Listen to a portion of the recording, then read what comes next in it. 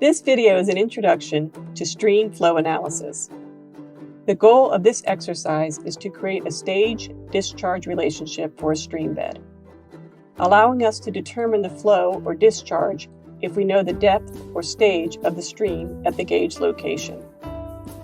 We are at a park in the south of Durham in September 2020, where we are taking measurements to create the stage-discharge relationship for this stream.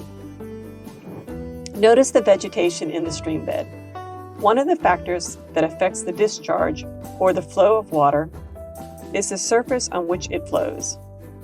If the stream bed is a smooth concrete, the flow will be faster than if the stream bed is full of roots and vegetation that disrupts and slows down the flow of water through it. Another factor that affects the discharge is the slope of the stream. So the first thing we do is measure the slope of the stream. We put 2 green stakes in the middle of the stream bed, one upstream from the other. We tie a piece of string to one stake and run the string to the second stake. We measure the depth of the riverbed from the string. But in order to be consistent in measurements to get slope, we need to make sure that the string is level and the stakes are vertical. We use a level against the stake to make sure they are both straight up. We don't have the right level today, so we are using a plumb to make it as vertical as possible.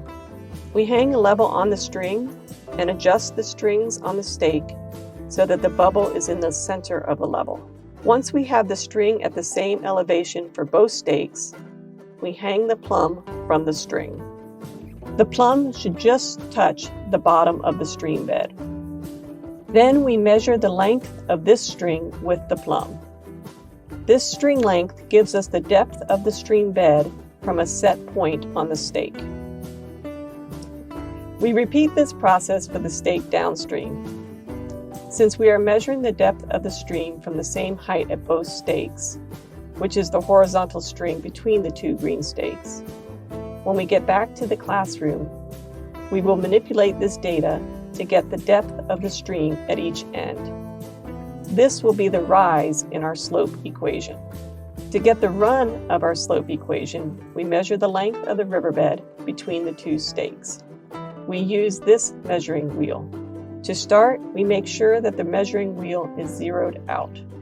Then we place the measuring wheel at one stake and roll down the center of the stream bed, maintaining contact and keeping the wheel in the center of the stream bed until we reach the second green stake. This measurement will give us the length that the water travels in the stream and is the run of our slope equation. Another factor that affects the flow of the water is how deep the water is. For this analysis, we measure the depth of the water at several locations along the river. To do this, we put a pair of stakes on either side of the stream at each measurement location. We want to space the pair of stakes evenly between the green stakes. We are choosing 4 locations to do measurements. If you want more accuracy, you can do more measurements, it just takes more work. These 4 locations become our gauge locations. Once we complete the analysis, we'll be able to estimate the discharge at the green stake downstream by measuring the depth of the water at any one of these 4 locations. The riverbed is not the same depth across the entire bottom. Typically, it has its shape more like a trapezoid.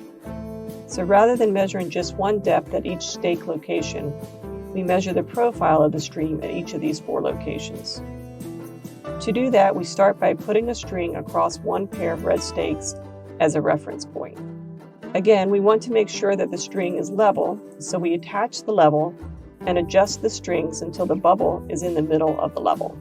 We measure the distance between the 2 stakes, which we can see is 36 inches. To get the profile of the stream bed at this stream cross-section, we measure the depth from the string to the bottom of the stream bed, and then manipulate this data in the classroom to get the actual profile. Since we want the profile and not just the depth in the middle of the string, we will divide the length of string into equal parts. Here we have chosen 6 inches as our distance between measurements. The smaller the distance between measurements means more accuracy, but it's also more work. As an engineer, it's your job to determine what accuracy is needed. We could be here all day if we measured every centimeter, but is that level of accuracy needed? At each mark on the string, we hang the plumb so that it just touches the bottom of the riverbed. Then we use a measuring tape to measure the length of the string and record it. We continue to do that for each mark. It is very important to note the direction of the stream. Right now we are looking downstream and measuring from left to right across the stream bed. Once we finish with measuring the depth at each 6 inches along the string, we move to the next set of red stakes and repeat the process. It's important to be consistent in the way we measure and record the data. Since we started from left to right looking downstream, we measure from left to right facing downstream at all of the red stakes. Once we have all of the data, we use this data to create the stage-discharge relationship for this stream bed. You will be given a set of data that a previous class collected to do this analysis. When the analysis is complete, you will be able to estimate how much water is flowing at the downstream stake by measuring the depth of water at any of the locations where the red stakes were located. As mentioned at the beginning, one of the factors that influences the flow is the roughness of the riverbed. This is a value called Manning's number that we estimate based on empirical data. We will look at tables to do this back in the classroom, but you need to remember what the stream bed looks like in order to be able to estimate this number.